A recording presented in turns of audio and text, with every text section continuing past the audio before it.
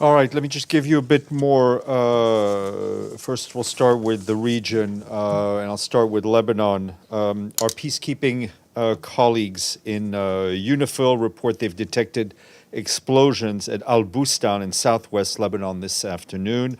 While they're working to gather more information, the head of the mission and the force commander, General Aroldo Lazzaro Sainz, is in contact with the parties, urging them to exercise maximum restraint and utilize the mission's liaison and coordination mechanisms to prevent further risks of escalation and loss of life. In addition to leadership being in constant contact with the authorities, both in Lebanon and in Israel since the events began, UN peacekeepers in Lebanon have remained present along the Blue Line to maintain stability. They've also adapted and enhanced their presence throughout the area of operations, including counter-rocket launching capabilities. Our humanitarian colleagues, just turning to Gaza, our humanitarian colleagues report over 120,000 people have been internally displaced in Gaza due to concerns over the protection and destruction of homes. You've heard the Secretary General on what we're seeing already in Gaza. 6 healthcare workers have also been killed and 4 others were injured, with 7 healthcare facilities and 9 ambulances damaged. In Gaza, damage to water, sanitation, and hygiene facilities has undermined services to more than 400,000 people. The Gaza Power Plant is now the only source of electricity and could run out of fuel within days. Also, as of today, the World Food Program has begun distributing food to up to 100,000 internally displaced Gazans who are seeking refuge in UNRWA shelters with fresh bread and canned food. In the next few days, the WFP plans on starting to roll out assistance to up to 800,000 people with food and cash assistance as the situation develops, provided the necessary funding is made available. WFP needs $16.8 million to reach 805,000 people in the next month. For its part, UNRWA says they're sheltering about 137,000 people in 83 of its schools in all areas of the Gaza Strip. An UNRWA school sheltering displaced families in the Gaza Strip was directly hit over the weekend. The school was severely damaged. It was housing about 225 people, though no casualties were recorded among the displaced, but the school sustained significant and structural damage. All UNRWA schools across the Gaza Strip are closed. More than 300,000 students are impacted. Okay, just moving on to Afghanistan. We, along with our humanitarian partners, are now ramping up to the response following the 6.3 magnitude earthquake which struck Herat province in the west of the country on Saturday. Our humanitarian colleagues note that the epicenter of the earthquake was in Zindanjan district, where reports indicate that 100% of the homes have been destroyed. According to community-level assessments, nearly 1,300 people have died and 1,700 were injured in Zindanjan province. In total, an estimated more than 12,000 men, women, and children have been impacted across the 5 districts in Herat province. Several hundred households have been also displaced to Herat city. The figure is likely to rise in the coming days as search and rescue efforts and assessments continue. We've deployed assessment teams, and we are providing emergency shelter supplies, blankets, warm clothes, food, hygiene kits, water buckets, chlorine, and dignity kits to those who need it. Our partners have also deployed health teams and are providing trauma and emergency surgery kits. The humanitarian coordinator for Afghanistan, Daniel Andres, has approved an emergency reserve allocation from the Afghan Humanitarian Fund of $5 million to support the immediate relief efforts in the earthquake-impacted areas. This morning, the Security Council heard from Rosemary DiCarlo, the Undersecretary General for Political and Peacebuilding Affairs. She noted that in recent weeks, civilians and civilian infrastructure across Ukraine have remained under nearly constant fire. Ms. DiCarlo also said the immediate impact of such attacks is just as clear as the fact that international humanitarian law obligates parties to armed conflict to protect non-combatants. She stressed that we will not waver in calling for accountability for anyone responsible for harming civilians during hostilities. Also briefing was Joyce Misuya, the number 2 at the Department of Humanitarian Affairs. She said since the attack on Gaza, the UN and humanitarian organizations have been on the scene alongside local Ukrainian authorities to ensure that people receive some support in face of these atrocious attacks. Ms. Masuya warned that winter is yet again upon the people of Ukraine, adding that it is disturbing to see that attacks on Ukraine's energy infrastructure have already been reported over the past weeks. Both remarks have been shared with you. Turning to the Democratic Republic of the Congo, our peacekeeping colleagues there are telling us that they are reinforcing their presence in Kinshasa in North Kivu province to protect civilians caught in clashes between the M23 and members of other armed groups. Over the weekend, fresh fighting between these groups forced tens of thousands of people to flee their homes. Approximately 2,000 people have sought refuge within the UN's missions base at Kinshasa, and 18,000 men, women, and children have taken shelter just outside the base. For its part, the Office for the Coordination of Humanitarian Affairs says that since the 1st of October, clashes in Masisi territory, North Kivu, have displaced nearly 85,000 people. This brings the total number of displaced in the province to more than 2 million. These newly uprooted people have sought refuge in safer locations, including in other parts of Masisi territory and in Rutshuru. They've settled with host families or sheltering at collective centers. Most of them are living in very precarious conditions, as one can only imagine. As a result of the clashes, road traffic is restricted between Goma and Kinshasa. Many of our humanitarian partners have suspended their movements to Kinshasa and the surrounding area as a result of the fighting.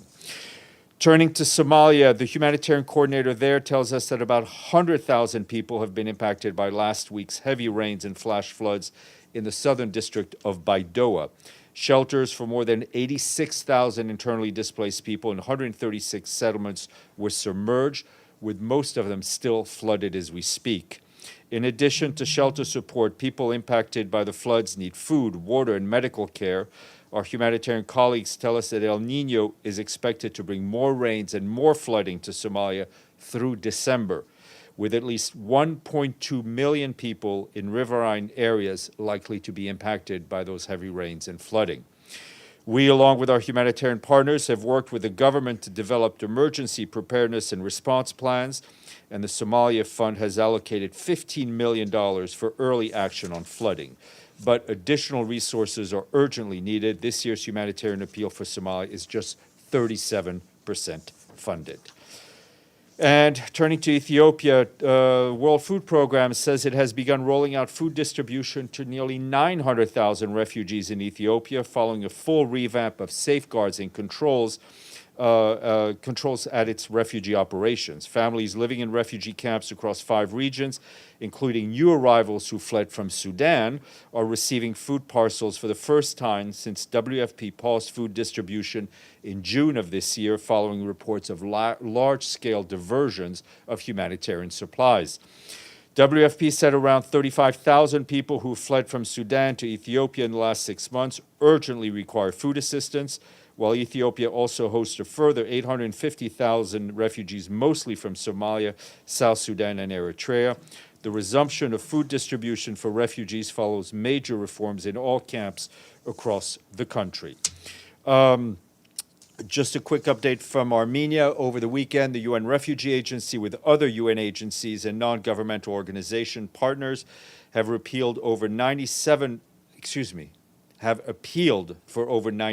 million to provide urgent humanitarian aid and protection to refugees and those generously hosting them in Armenia in support of the government-led response.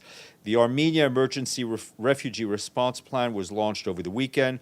It covers relief efforts in a 6-month period until the end of March 2024. The joint plan aims to support 231,000 people, including 136,000 refugees and 95,000 members of local host communities. The plan takes into account the upcoming harsh winter months when critical support will be required. And yesterday, UNHCR said another 2 trucks with humanitarian aid arrived in Armenia, carrying essential items such as blankets, foldable beds, mattresses, hygiene items, solar lamps, and kitchen sets. We're almost there.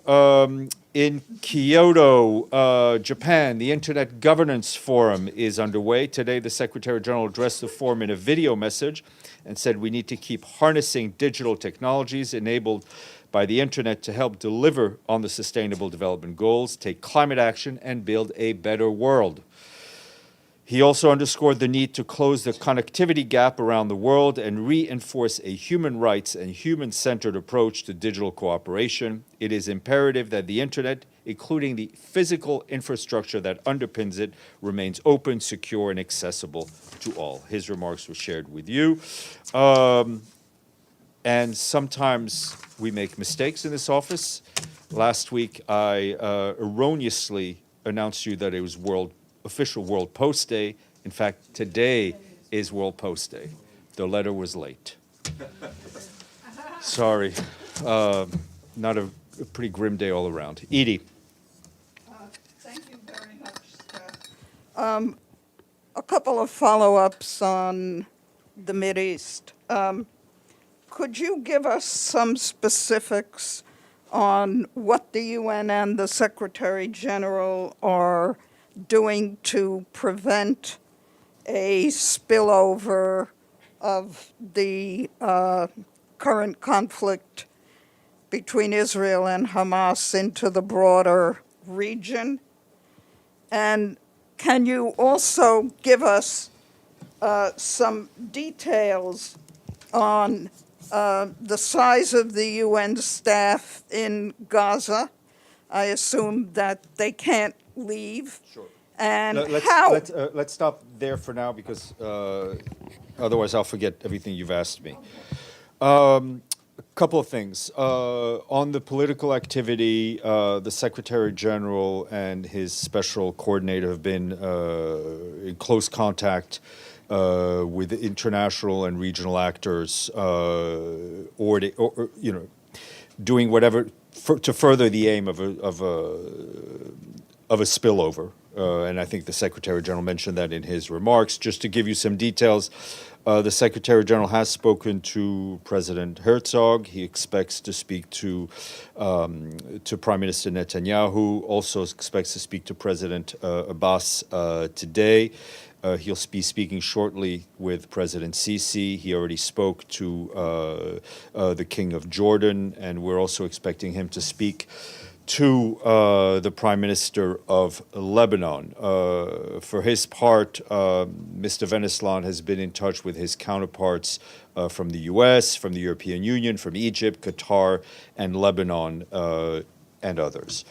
In terms of staff members, we have 13,000 colleagues, UNRWA colleagues, in Gaza, national and international. The vast majority are national in Gaza.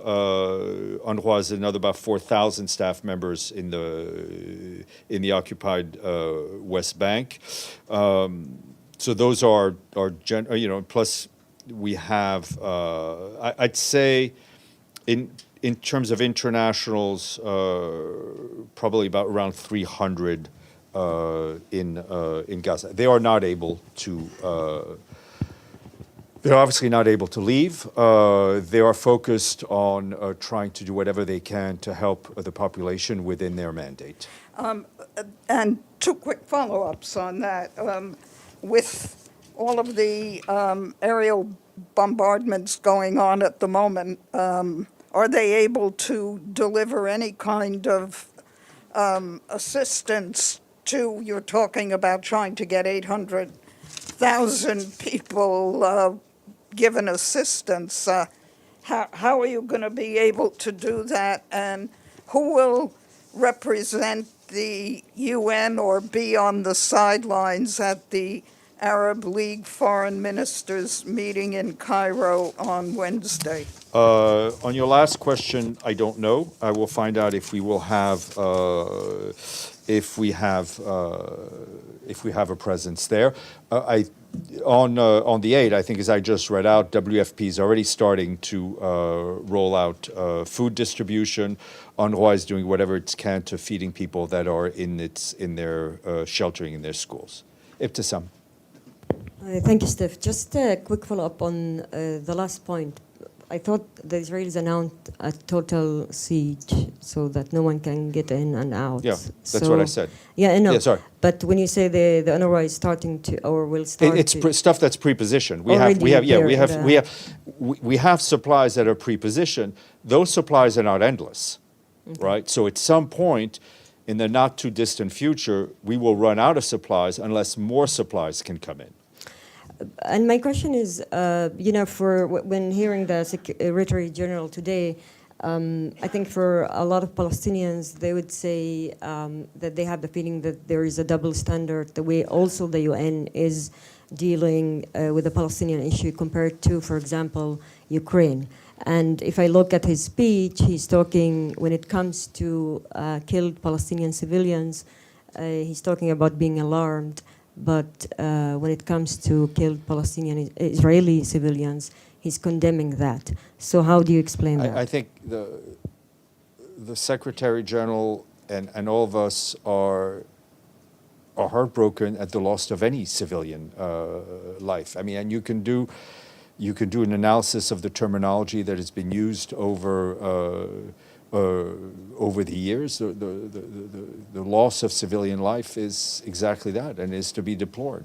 Yeah, but I mean, sorry, I have to push back, but you are not using the same words to describe the loss of civilian life, and that's a fact. That's I'm not arguing the fact. I'm just, we say what we say. As I said, we leave it to you to analyze. I feel I've answered the question to the best of my ability. Okay, I have a follow-up regarding the school, the UNRWA school that was attacked. If I'm remembering right, UNRWA school and UN facilities are always very well known for the Israelis. So is this also the case in this? I mean, that there are civilians there? You're very correct. There is a deconfliction process that exists. This is sadly not the first time that we're seeing that the people of Gaza are seeing this, and it's not the first time that UNRWA has had to deal with it. UN premises are indeed well known. As I said, there's a deconfliction mechanism with the Israeli authorities. We're not in a position to know whether it was targeted or if it was a mistake. What we do know is that it was hit, and that UN schools should not be hit in any way, in any manner or form. Benno, then Pam, then Deji. Thank you, Steph. Just to follow up to some, when you say pre-positioned, you mean inside the Gaza Strip, Yes, that's right? exactly what I mean. And then my question is, the EU Commission announced that it would freeze all aid to Palestinians. I am not exactly sure if this also contains money for UNRWA. Do you? Well, we would very much hope that the funding for UN activities in the occupied Palestinian territory and in Gaza, including UNRWA, be protected. Does that mean you didn't get any notice so far? I think we're seeing the developments as you're seeing them. We appeal that funding for critical UN work, as I've just laid it out, is protected. Pam, then Benno, then Mike. Thanks, Steph. Of the Sorry, Deji, Benno, Benny. whatever. I confuse them all the time. I know. Yeah, right. The 13,000 UNRWA staff, Yeah? right? Isn't that what you just said? Yes, ma'am. In Gaza. Indeed. And have they been asked to leave? I mean, is there the vast safety? majority are Palestinians who live in Gaza. It's their home as well as their workplace. Right. No one can leave. Is there any way to are you doing anything to protect? Well, we're trying to do whatever we can to keep our people safe, and our people also doing whatever they can to help the people they are mandated to help. All right, and in terms of travel to the Middle East, needless to say, this is not the moment, but this Secretary General and previous, you were on the one that I was on with Ban Ki-moon to Khan Yunis. Is there any interest in getting to the region? As I have nothing to share with you on that at this moment. Okay. Deji and then Mike. Couple questions. First, just now the Secretary General mentioned the Hamas attack is an act of terror, so this is a terrorist attack. Is that Those correct? are the words he used, yes. Okay, so the Prime Minister of Israel, Mr. Netanyahu, said it's a war now. Does the UN think this is now a war? I think what we are extremely concerned about is a level of tension that we've not seen before, a level of violence that we have not seen before, and a risk of spillover that we have not seen before in the recent past. Does the Secretary General think that he's talked to President Abbas of Palestine could really give this situation under control, especially for Hamas? I think the Secretary General needs to speak to whomever he needs to speak to, and he's doing it at his level. The special coordinator is doing the same at his level. And one last question, a follow-up on Ibtisam's question. You know, when I came here in this room, I've never heard anything about the condemnation of the Israelis' act on the Palestinians. You only condemned Palestinians' attack on Israel. Do you think the UN bears responsibility for today's attack because of this double standard and No. incompetence? No. But you didn't No, do any. you're asking me a question, Yeah, Deji, yeah, and my exactly. answer is no. Mike. Wow, thank you, Steph. Two questions for you. Number one, you mentioned there's a deconfliction mechanism to try to avoid Israeli strikes on UN facilities in Gaza. Is there any kind of mechanism to ensure, because we've seen it documented, well documented in the past, that Hamas and other terror groups are not occupying those facilities at any given time? How does that work? Is there any alert between UN personnel on the ground? We have made it perfectly clear that UN premises should obviously not be targeted, but should not be used as offensive cover, so to speak. And that message has been passed on over and over again. We're seeing it in the Palestinian camp in Lebanon, where we've called on the armed groups to leave the school. Is there a procedure in place, though, I to mean, make there's sure that messages civilians... it is not acceptable for UN premises to be used by armed groups to shelter weapons or to launch offensive. Is there a procedure in place, though? Yes, I mean, their messages are passed. We live there. Yeah. Does the UN personnel on the ground say to those civilians, hey, this is not safe anymore because this is now occupied by militant forces? How does that work? We asked the militant forces not to use the UN premises. We need to do whatever we can to keep those civilians who are seeking shelter in UN premises safe. One last question Yes, for sir. you. Especially during these conflicts, proportionality is often talked about. I know the Secretary General was upset at Israeli actions in Jenin a few months ago during counterterrorism operations there against Hamas militants. 800 dead, beheadings, rapes, kidnappings of children. What does the Secretary General deem as a proportionate response to this? It's not for him to set a proportionate response. I think if you look at what the Secretary General just said, I think you'll find the answer to your question. Nabil. And then Sherwin. And Madame, and everybody, yeah. I'm trying to read the SG's statement carefully. I don't see that he called for a ceasefire, right? Does he call for a ceasefire? We want to see an end to this cycle of violence. No, because in his statement he called on the Hamas and Jihad to stop their attacks and release the hostages immediately. Does he also call on Israel? We would like to see an end to this cycle of violence. And is the UN doing anything to mediate between the parties on the hostages? now? We are, I will just leave it to say that Mr. Venesland is in touch at the working level with a number of parties. And on the political level, does the SG have a plan of action? I mean, obviously he's calling for a negotiated solution, but for the immediate situation, can you share with us if he has any plan of action, how to start the de-escalation?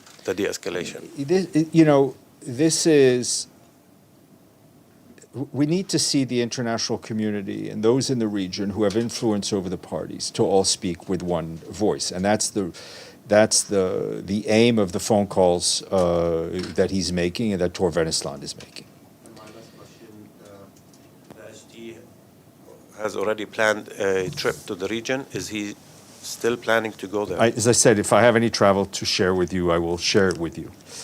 Sherwin Bryce Pease, South African Broadcasting. Steph, thanks so much. The Secretary General said in his remarks that the most recent violence does not come in a vacuum. So given the years-long absence of any confidence-building measures towards direct negotiations, the growing radicalization we are seeing on both sides, the changing of the geography on the ground, on what basis does he continue to argue for a two-state solution? Asked a different way, there's a narrative out there that a two-state solution is purely becoming a fantasy. Given the changes we are seeing on the ground, on what basis do you still argue for a two-state solution? Because we feel, it's what is in the relevant resolutions passed by the member states of this organization, and the Secretary General continues to feel it is the only way forward. Now, we're not blind. We understand that there are people creating facts on the ground, and every time those facts on the ground are changed, it pushes us in the wrong direction. It does not mean we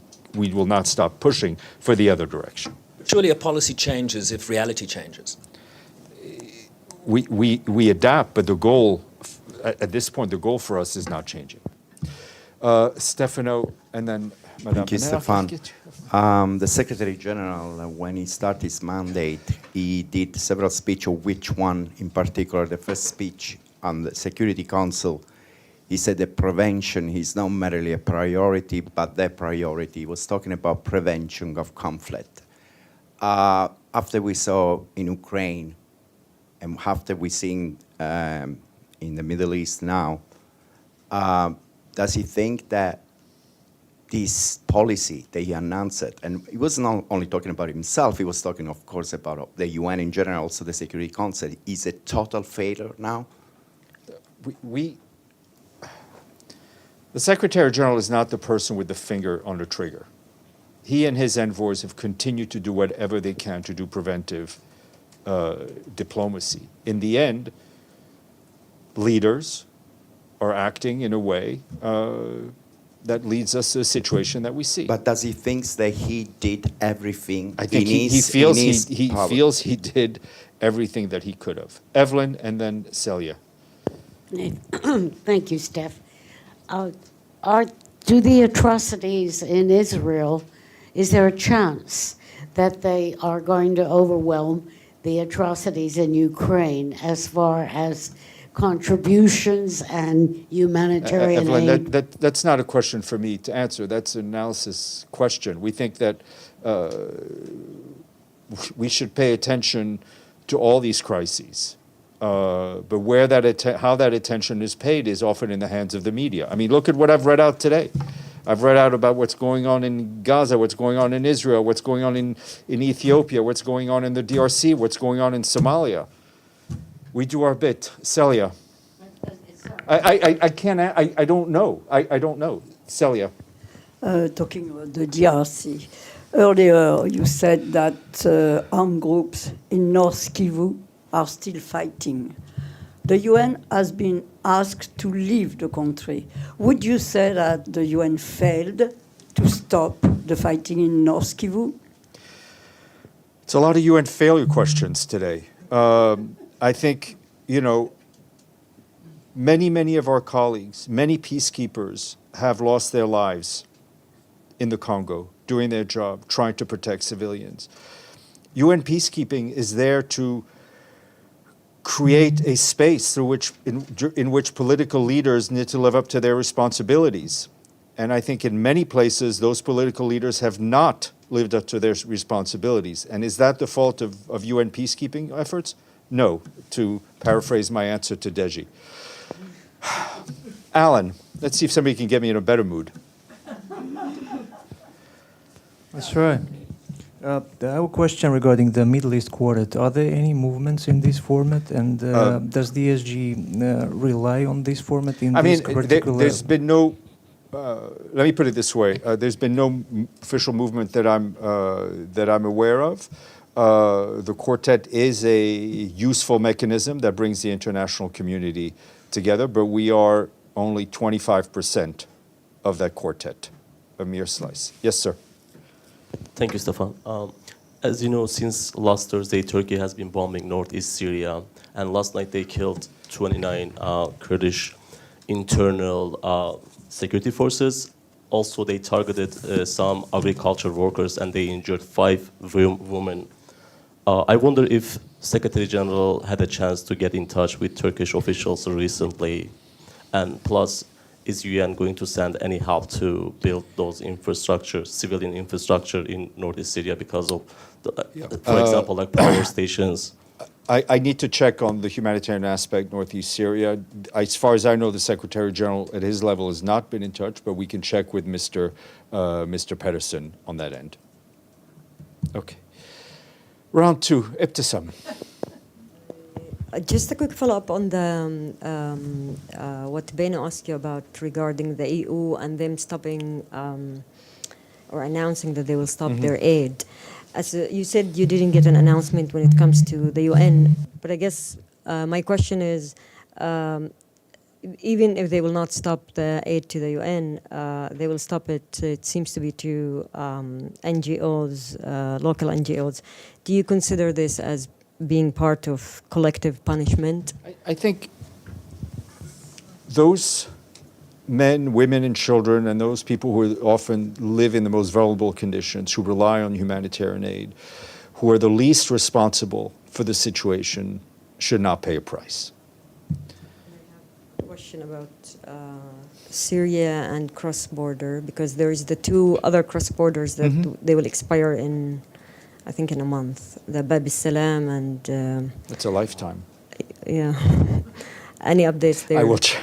I don't mean to minimize it, but I will check. Benno, then Pam. Maybe I'd try a Security Council failure question then. I will not. That's not for me to. Well, does the SG have a comment or like a message to the Security Council? They met yesterday on the Middle East, and obviously there was no outcome. I think they didn't try to get an outcome, to have an outcome, but still, there must be maybe a message from the SG to the Council. The SG's message, Security Council, is the same as it always has, is that a strong and unified Security Council helps all of us in our collective action to avoid further violence or to improve situation around the world. Pamela. Thank you, Steph. You mentioned that the SG spoke with Sisi and Abbas and Herzog and Lebanon. I mean, he spoke with a lot of people. I mentioned that he spoke to some and he will speak to others. Yes. That's in my list. Can you give us some sense? I mean, I know there are readouts, but what are the world leaders in the region saying about, listen, I struggle enough. I struggle enough to speak on behalf of the Secretary General. I cannot speak on behalf of his interlocutors. But what are they telling him? Listen, you know how much the Secretary General prizes discretion, and how much I prize my job. So, Deji. I'll have an easier question. Today, we discovered that the NYPD is actually strengthening security around the United Nations headquarters. Is that related to what the situation in Palestine is? I think you need to ask them. We rely and are extremely grateful for what the NYPD does for us. I mean, we've seen, I think, over the weekend, there were counter demonstrations not far from here. So the NYPD does to keep whatever it needs to do to keep all of us safe. Stefano. Yes, it's follow up on what just Pam asked. Did the Secretary General did he speak or intend to speak with President Biden, and will he ask him to intervene in the situation about the sparing of civilians in this fighting? The Secretary General's calls right now are focused to political leaders in the region. Edie, and then I'm definitely out of here and leaving you in Monica's hands. On Afghanistan, Yeah. has the UN been able to get its people into this area of Herat, which is not so easy to get to? We're trying to send an assessment team there. The transport and access are always a little challenging. We'll try to get, as soon as we have more info, I'll let you know. Monica, over to you.